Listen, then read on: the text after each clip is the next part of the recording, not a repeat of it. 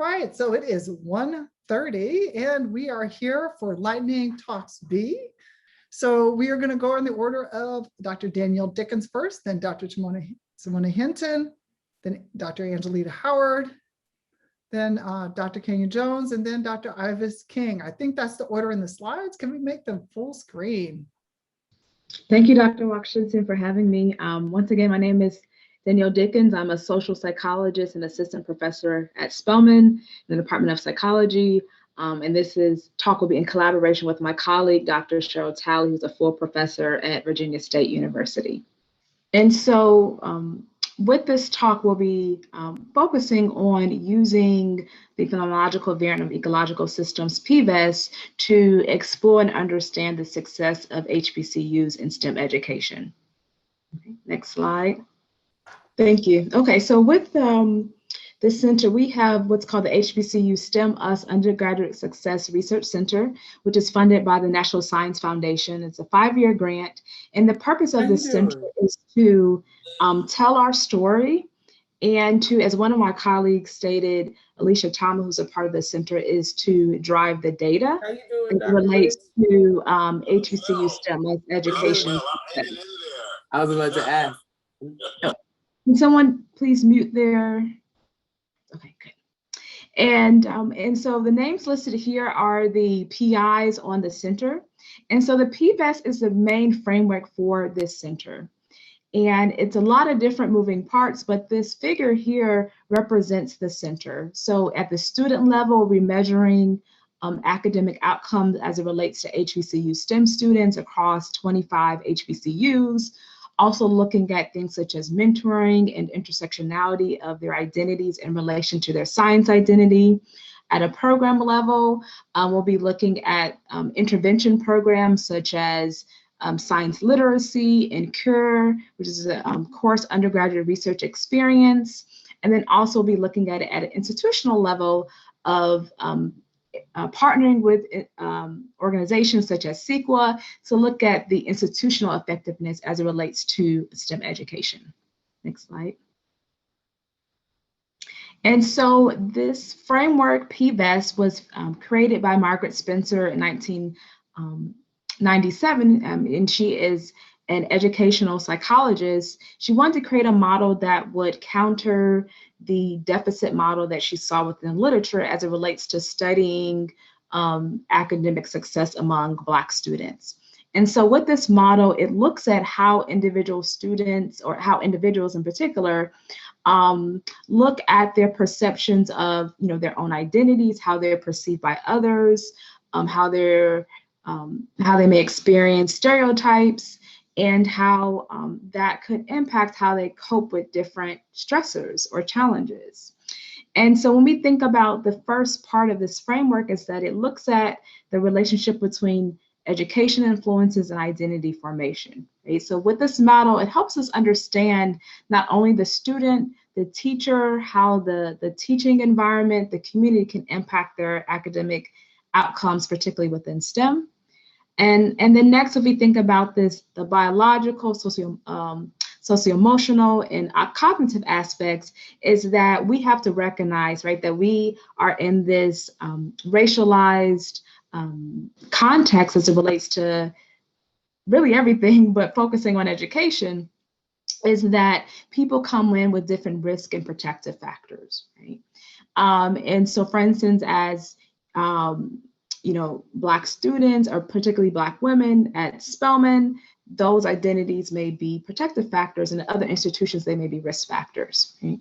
But yet learning still occurs. But what we know is that even though someone comes in with different risk factors, but if they have that support, or what we're calling protective mechanisms, then that can lead to resiliency. And then also the whole notion is that, challenges and stressors will happen. And so, but how people handle those is what we call their coping mechanisms, right? And eventually that could impact their identities. Next slide. And so as a part of this center, we are going to create this national database, HBCU STEM US battery, that has been adapted from a battery that was developed at Virginia State University to look at some factors that can contribute to academic success among HBCU students. So what we have found so far is looking at self-regulation and other personal factors, but we also want to add certain measurements related to intersectional identity, such as the intersection of race and gender and science identity, and how that might contribute to academic success for our HBCU students. And so the end goal is to have this national data set. Next slide. And for our future plans is to develop a faculty fellows program for HBCU STEM faculty that will help us administer this battery, but then also to help them utilize the data findings to develop various manuscripts. Some of the things that we have coming up is that we are hiring 2 positions, a postdoc, particularly for the Morehouse College on looking at assessment, and then also are hiring a project coordinator at Spelman to help with the website management. And this summer, we are going to have a psychometrics short course, but if you would like more information, please visit us at stemuscenter.org. Thank you. Thank you so much, Dr. Dickens. That was great. So our next speaker is Dr. Hinton, who's going to talk to us about CXCR4, cannabinoid receptor 2, that prevents or inhibits prostate cancer metastasis. Dr. Hinton? Hi, good afternoon, and thank you for inviting me to this talk. Next slide, please. So it is an exciting time for the social trends on medical marijuana to be changing in the United States, especially if you research in this area. Marijuana has always had underground support for medical therapeutics going back centuries and is even considered an ancient medicinal plant. However, despite the ground support, whether it's for medical or social use, many people agree, including clinicians and scientists, that we do not feel sufficiently informed about how this works and how beneficial it is, instead of including mechanistic studies. And that's one of the reasons why it's not strongly pushed as a recommendation for medical therapeutics. But now, with the trends changing, and with those of us who are in the field to look at the underlying mechanism of how medical marijuana works, this can help inform our decisions moving forward as we see the increase in medical marijuana use. Next slide, please. So we fill this gap because we study the metastasis of prostate cancer cells. Usually prostate cancer cells grow in a mass, and really all cancer, not just prostate cancer, but tumor cells grow in a mass. And depending on the environment, if it becomes too crowded, if the cells lack nutrients like oxygen and glucose, or if they're just getting signals from other parts in the area, they'll start to break off from that larger mass into the bloodstream, travel to an area that they find more beneficial and more nutritious, and then break out of the bloodstream and start to establish themselves as a new colony. And that whole process is considered metastasis. Usually the facilitation of metastasis is through a receptor, and there's several molecules that goes into this, but one of the main players is a receptor called CXCR4, as you can see in the red box on the left-hand side, those little squiggly lines. Well, these receptors sit on the outside cell surface of, on the surface of a cell, on the membrane of a cell. And usually they receive signals from other places in the body, and that connection of the signal in a foreign place and that receptor responding to those signals is what facilitates movement of the cells, because the cell is trying to get to the signal. So that receptor particularly is what's called the G protein coupled receptor, but also the receptors that respond to the chemicals that are found in medical cannabinoids and medical cannabis are also G protein coupled receptors. As biochemists, we've been able to discover a paradigm by which receptors can form what's called a heterodimer, which is a physical association of 2 unlike receptors. They get together, they physically associate, and somehow they cancel each other's signals out. When those signals are canceled, you do not get a downstream response. meaning that if we can induce a physical heterodimer between CXCR4 and cannabinoid receptors that bind to the chemicals in medical cannabis or other cannabinoids, we can inhibit and reduce the signals that lead to metastasis. Next slide.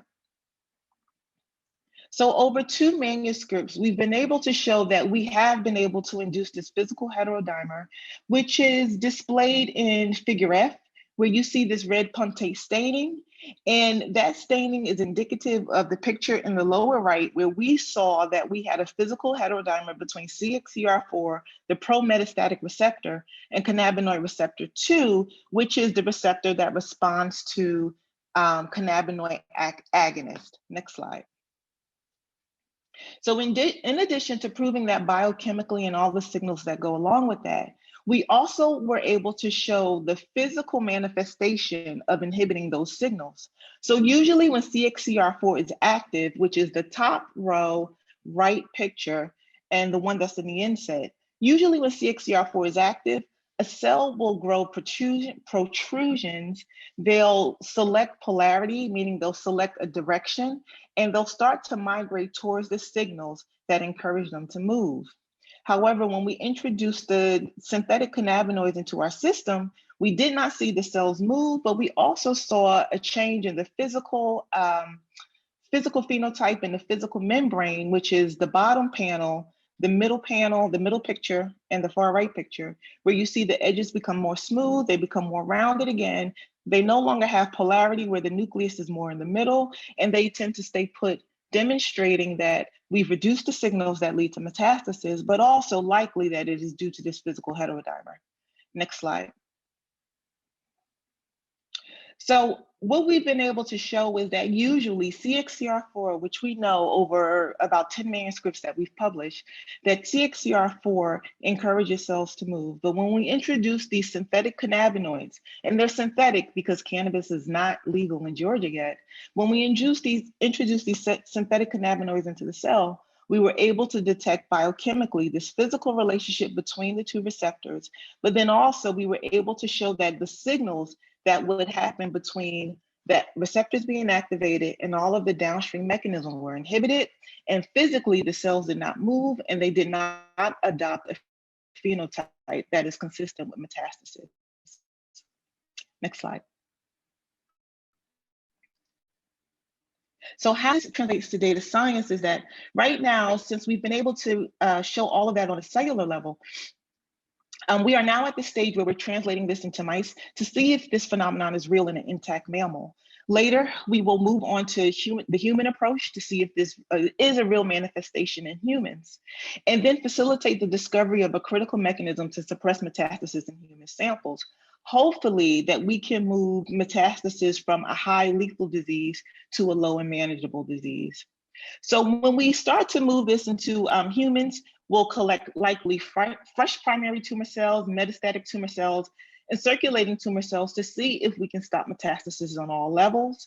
And then hopefully with our partners, we can create a database of clinical annotation for matched samples to show that if you start with a fresh primary tumor cell, does it evolve or progress towards a metastatic cell, or does it stay put and then we can surgically remove the tumor and increase survival? And then later we'll have metadata, which is critical for the interpretation of molecular data given tumor and patient heterogeneity. And likely we can improve insight on how to integrate this data that we generate, especially on the molecular level, and start to guide treatment and therapeutic development for prostate cancer. Thank you. Thank you, Dr. Hinton. Up next, we have Dr. Howard, who's going to talk about MS and health informatics in pursuit of health equity, democratizing precision medicine. Hello, good afternoon, everyone. Next slide, please. So Morehouse School of Medicine, what we're doing, we're growing, and we're growing in health informatics, biotechnology. We're growing our online programs.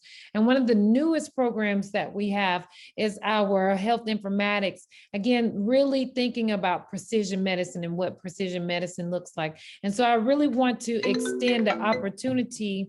I want to extend an opportunity to your students, juniors, seniors, or students who are I'm sorry, so sorry about that.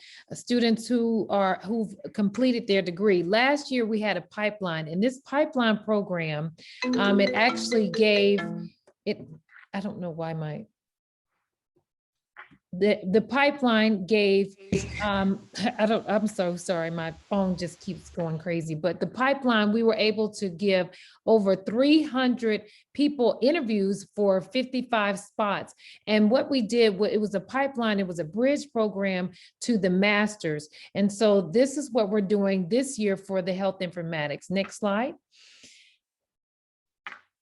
So why is the health informatics important for MSM? When we talk about health equities and understanding inequities in health and medicine, it's important for us to think about where we're going with telemedicine. Thanks to COVID, no pun intended, thanks to COVID, we've certainly developed and grown and engaged more students with the need of what does information technology look like.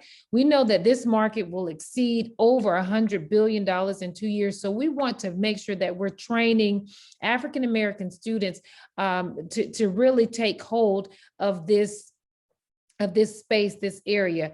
Right below, you'll see the health informatics job growth. The rate is 21%. Unfortunately, at this point, there are less than 3% of African Americans who sit in leadership in health informatics. So this pipeline that we've developed is a 5-week program, and students get $500. Then they're guaranteed admissions into the Master of Science in Health Informatics.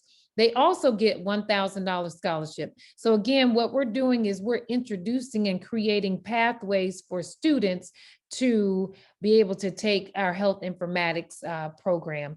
Next slide, please. Morehouse School of Medicine, it addresses to address this inequity. So our curriculum, it is designed with the workplace in mind, the industry. Our board, our advisory board is made up of industry partners. And we did that so that they could help us inform the curriculum. And we built a very comprehensive curriculum to make sure that students, when they leave, they have the network, they have the knowledge to go out there and perform. Next slide.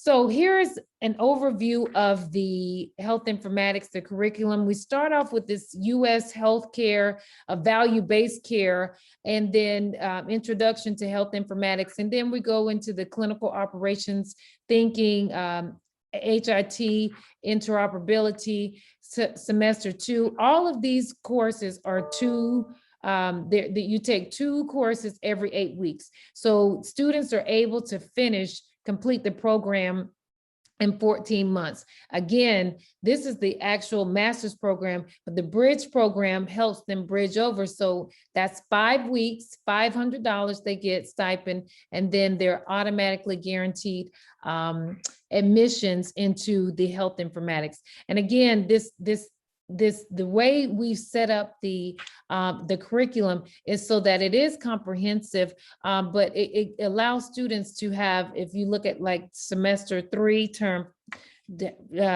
5, term 6, you see the consumer, digital health, and then we end with the capstone practicum, which gives them a very entrepreneurial type model where they are interviewing customers. They're doing customers discovery. If you've ever heard of ICOR, it's that type of model, but where they're really looking at EMRs, EHRs, and really helping clinicians or the clients, the patients, to understand why the use of it, why the need of it, to have it, and to really build what that looks like.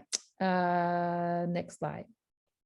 So the cost of attendance for the master's program is about $33,000.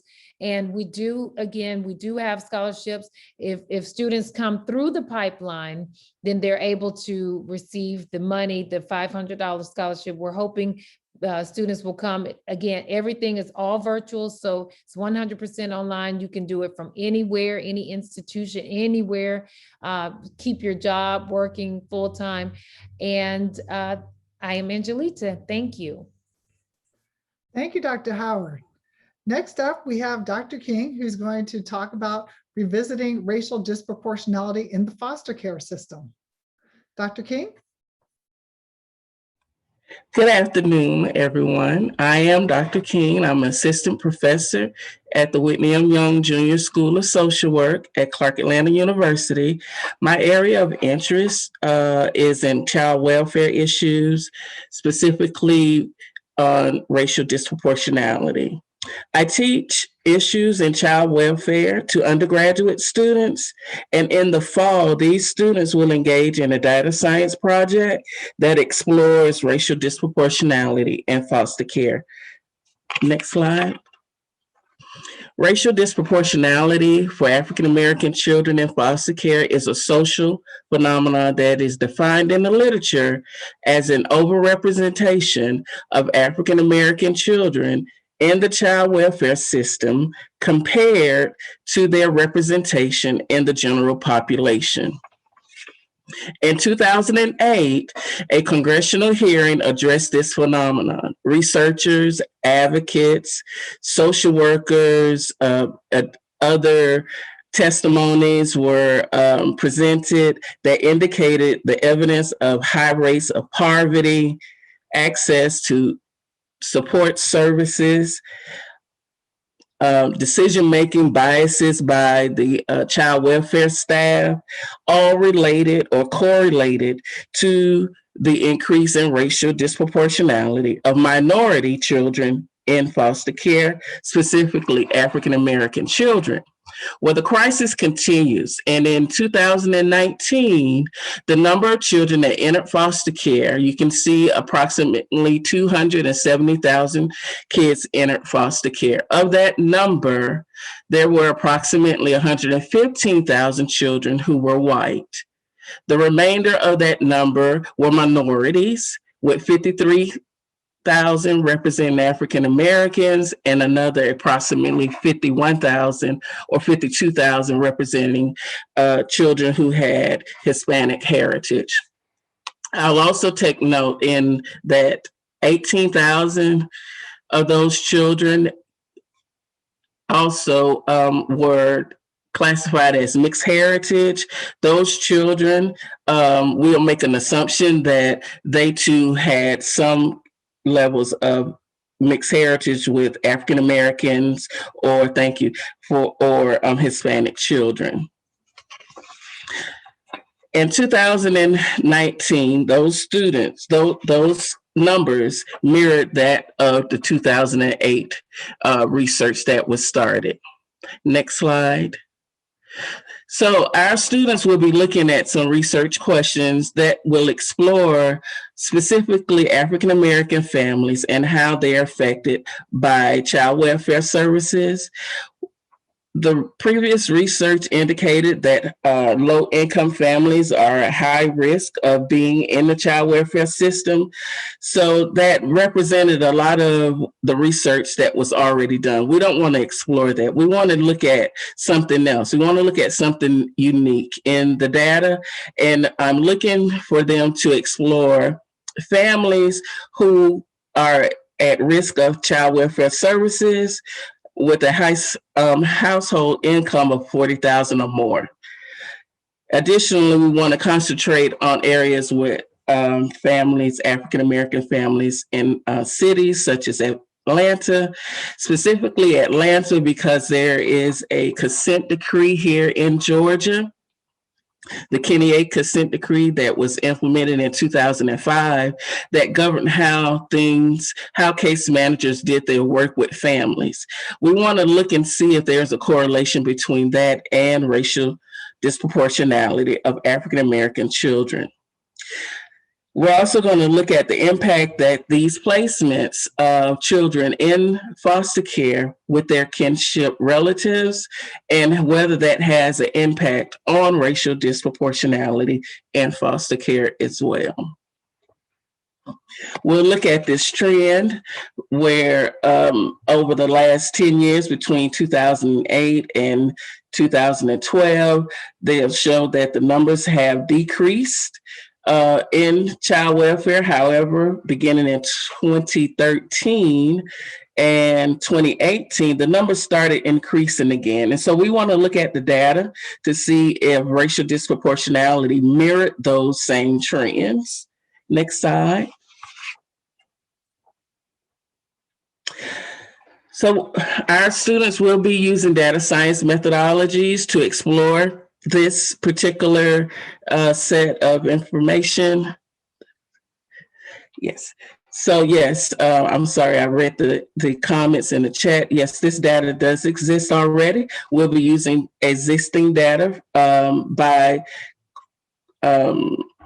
Cornell University, and we'll be merging that with census data. The students will be exploring the time frames between 2008 and 2018. They'll be looking at the data specifically for their home states to determine if child characteristics played an issue, family demographics, as well as the caretaker. Caretakers meaning either non-relatives or relative placements. We'll be looking at that family foster care policies as it aligns to children exiting and entering foster care. And next slide.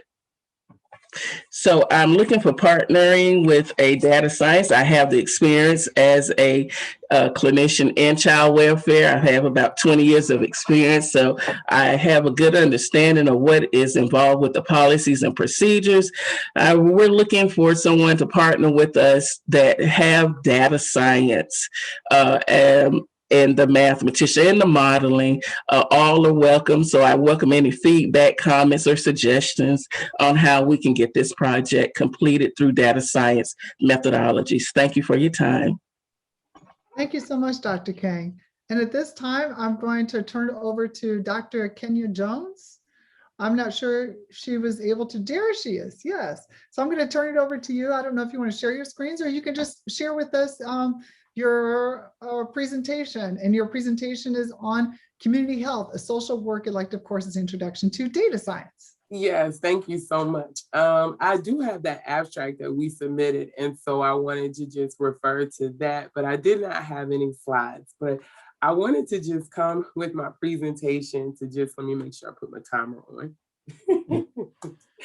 So my name is Dr. Kenya Jones, and I am an associate professor within the School of Social Work at the Whitney M. Young Junior School of Social Work here at Clark Atlanta University. And I teach within the graduate program and Masters of Social Work, and I teach primarily within those practice courses. And so I am a first generation, 3-time HBCU alum, and I'm thrilled to be a part of this inaugural event for the W.E.B. Du Bois Data Science Symposium. So my presentation or my talk today has 3 objectives. And so one of them is a place of gratitude. And then another one is to share. And then the third one is to make a request. So for my place of gratitude, I really am thankful to be a part of an opportunity to see other people that look like me and the work that they're doing. When I saw the slide where we have this opportunity to share and see research from Virginia State, which is where I committed, I actually had my undergraduate. I'm just thrilled to see the connections and the opportunities. So I really am grateful to hear what other work is even being done within the School of Social Work from Dr. King. In sharing, I am somewhat new to data science and the information that data science has to offer. But what I have seen since I began in 2019 is the relevance and significance that it has for the students. And so in 2019, along with other faculty members in the School of Social Work, we were able to be introduced to what data science is. We learned about like whether we wanted to look at R or whether we wanted to look at Jupyter. And it was really from an introduction of just seeing the significance of this skill and how we can apply it within soft sciences such as social work. And so we were able to come up with a presentation. We actually had a manuscript, and we also had an activity within the classroom which offer experiential learning to the students with a trip to like the library. So I learned a lot from that as a faculty member, but I also was able to see the student presentations, and where when they were given the opportunity to come up with the question, I'm just still thrilled at when we were able to just see all of those presentations. So in 2020, I was able to, as a faculty member, participate in some of the data science classes here at AUC, as well as within UC Berkeley. And again, I was just thrilled to see the importance and significance in student to student and peer type learning, as well as a faculty member, I was able to create more of an assignment, not an activity, where I wanted to introduce students last fall to just the importance of incorporating data science in social work, and how when you utilize data science within social work, you actually are adding research and really recognizing the significance of an intervention, and how with those interventions, the need to really find evaluations to have most ideal practices. So we were able to look at actual discussion boards. They were able to read publications and videos from that. And so what I'm really trying to go to is my third place, which is my request, which is I have written a request to create a module for the spring semester within the community healthcare class. I find that that class may have a little bit more room for the students to be able to apply data science skills within that course, because it's within their clinical year. They have already been introduced to research within that class. And then within the community healthcare class, the students are actually analyzing health problems within a specific community. So for me, I felt like this class would be most ideal because they are utilizing data sets to really be able to not only take the data sets and analyze them, but utilize them within maybe writing codes and maybe being able to do predictions as well as correlations. So my third piece here is to request to have opportunities to work with other faculty members within other places, because within the module that I created, I'm predicting that I can actually connect with some of the student presentations and see what some of those students actually, if the students can see what other students are doing, they may actually be more interested and motivated in learning more about data science. So thank you again for allowing me the opportunity to share what I am interested in doing within this community healthcare course and potential collaborations in the future. Thank you. Thank you so much, Dr. Jones. And Sure. you should have, you and the other mini grant awardees will have an email soon with confirmation, very, very Nice. soon. So we're really excited about your upcoming course. Just Thank you so much. Thank you. Yeah. But thank you, Dr. Jones. Thank you, Dr. Dickens, Dr. Hinton, Dr. Howard, and Dr. King for providing us with some informative and engaging lightning talks this afternoon. So this ends our session, and we'll resume with lightning talks, more lightning talks at 2:15. See y'all there.